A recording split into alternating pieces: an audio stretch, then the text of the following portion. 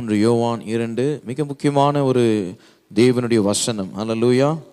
ஏன் முக்கியம் என்றால் உங்களுக்கு இதை வாசிக்கும் பொழுது தெரியும். பிரியமானவனே, உன் ஆத்மா வாழ்கிறதைப் போல நீ எல்லாவற்றிலும் வாழ்ந்து சுகமாய் இருக்கும்படி வேண்டுகிறேன். நீ எல்லாவற்றிலும் வாழ்ந்து சுகமாய் இருக்கும்படி. அல்லேலூயா. கர்த்தருடைய சித்தம் என்ன? நம் அனைவருக்கு தெரியும். அப்போஸ்தலனாகிய யோவான் தேவனோடு சஞ்சரித்த ஒரு சீஷன். அல்லேலூயா. அநேக சீஷர்களை காட்டிலும் அப்போஸ்தலனாகிய யோவான் மாத்திரம் தேவனோடு மிக நெருக்கத்திலே அவன் சஞ்சரித்த ஒரு சீஷன். அந்த சீஷன் சொல்லுகிறான், அப்போ அந்த சீஷன் சொல்லுகிறது எவ்வளவு நாம் முக்கியத்துவத்தையும் கவனத்தையும் கொடுக்க வேண்டும். அப்போ அந்த சீஷன் சொல்லுகிறான், நீங்கள் எல்லாவற்றிலும் வாழ்ந்து சுகமாக இருக்க வேண்டும் என்பதுதான் தேவ சித்தம். ஆகவே நான் உங்களை வேண்டிக் கொள்ளுகிறேன் என்று அவர் சொல்லுகிறார். அல்லேலூயா. அப்போ இன்றைக்கு நான் சொல்லுகிறேன், ஆண்டவராக இயேசு கிறிஸ்துவினுடைய சித்தம் நாம் நன்றாக இருக்க வேண்டும். ஆண்டவராக இயேசு கிறிஸ்துவினுடைய சித்தம் நான் செழித்திருக்கணும்.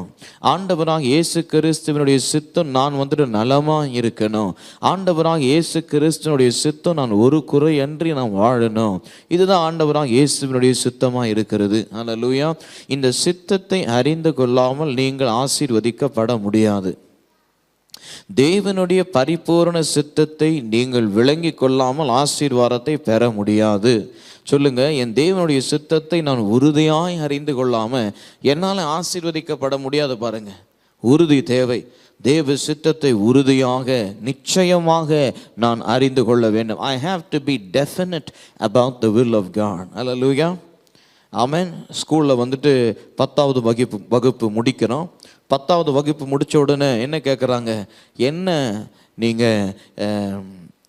என்ன குரூப்பில் நீங்கள் போகிறீங்க அப்படின்னு கேட்குறாங்க இல்லைங்களா?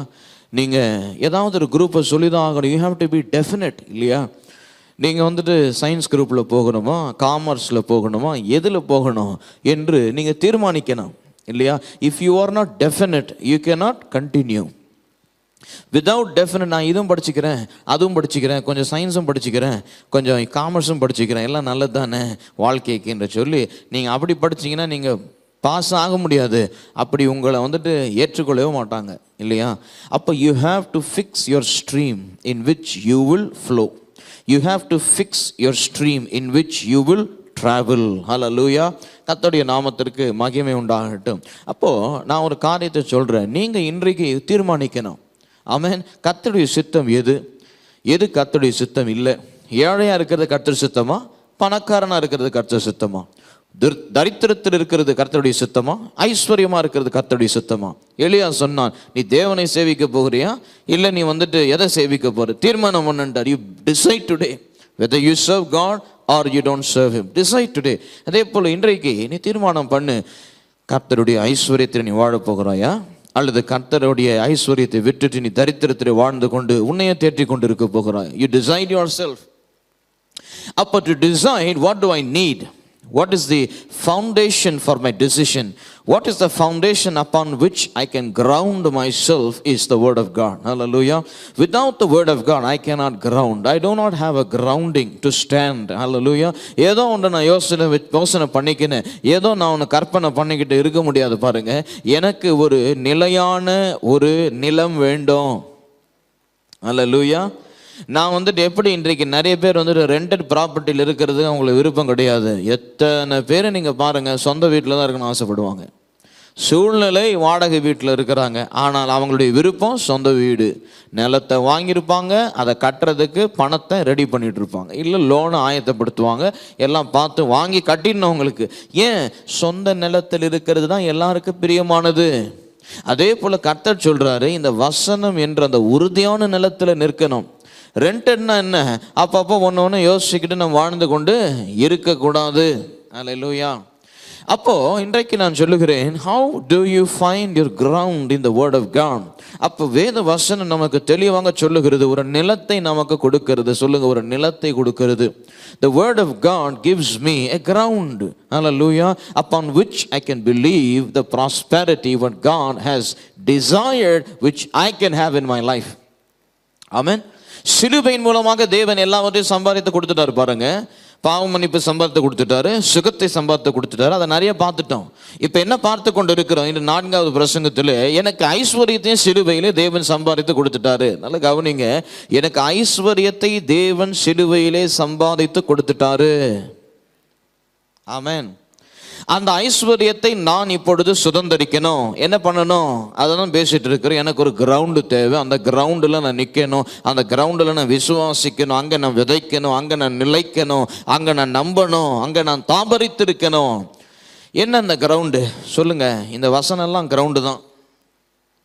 நிறைய பேர் வாழ்க்கையில் வந்து கிரவுண்டு வாங்கணும், ஜெபம் பண்ணுங்க. எவ்வளோ கிரவுண்டு இருக்குது. அல்லேலூயா. வசனம் கிரவுண்ட் எத்தனை பேர் தெரியும்? ரொம்ப பெரிய கிரவுண்டு இது. இந்த வசனத்தை நீங்கள் உங்கள் உள்ளத்தில் விதைப்பீங்கன்னா உங்கள் எல்லை நீங்கள் கேட்கறதுக்குன்னா பெரிய கிரவுண்டெல்லாம் வாங்கிடுவீங்க. அல்லேலூயா. இது ஏதோ வேடிக்கையாக பேசலை, நிஜத்தை பேசணும். வசனம் என்பது ஒரு நிலம். சொல்லுங்கள், அது ஒரு விதை. வசனம் ஒரு விதைக்கு ஒப்பாக இருக்குது. இது ஒரு நிலம். இதெல்லாம் கிரவுண்டு. ஒவ்வொரு ஸ்கிரிப்சர் ஒவ்வொரு கிரவுண்டு. அந்த கிரவுண்டில் போய் நின்றுக்கணும். ஆமென். சொல்லுங்கள், அந்த கிரவுண்டில் போய் ஏறி நிற்கணும். இன்னைக்கு என்ன வேணும்? ஐஸ்வர்யம் வேணும். அந்த கிரவுண்டில் ஏறி நில்லுங்க.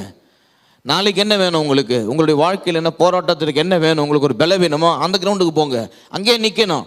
எப்படி இன்றைக்கு பலவீனம் வந்து ஹாஸ்பிட்டலில் போயிருக்கிறோம், நாளைக்கு வேறு எதனா பிரச்சனை வேறு இடத்துக்கு போகிறோம், காய்கறி வாங்கணும்னா சூப்பர் மார்க்கெட்டுக்கு போகிறோம், ஒவ்வொரு கிரவுண்டில் நிற்கிறோம் இல்லை? அதே போல தான் உங்களுக்கு என்ன வேணுமோ அத்தனை நிலைமை இங்கே இருக்குது. அந்த கிரவுண்டில் போய் நிற்கணும். சொல்லுங்கள், நிற்கணும். சொல்லுங்கள், அந்த கிரவுண்டில் போய் நிற்கணும். அங்கே என்ன பண்ணணும்? ஒர்க் அவுட் பண்ணணும். Hallelujah. You have to exercise your authority upon the ground where you stand. சொல்லுங்கள், நான் எங்கே நிற்கிறேனோ அங்கே என் அதிகாரத்தை செயல்படுத்தணும். கிரவுண்டுக்கு போயிட்டு பேசாமல் இருக்க முடியுமா? சொல்லுங்கள், கிரவுண்டுக்கு போய் என்ன பண்ணணும்? எக்ஸசைஸ் பண்ணணும். கிரவுண்டுக்கு போய் என்ன பண்ணணும்? வேலை பண்ணணும். அதே போல் இந்த கிரவுண்டை காட்டிட்டு விட அங்கே போய் நின்று என்ன பண்ணணும்? அத்தாரிட்டியை வேலை செய்ய இயக்கணும்.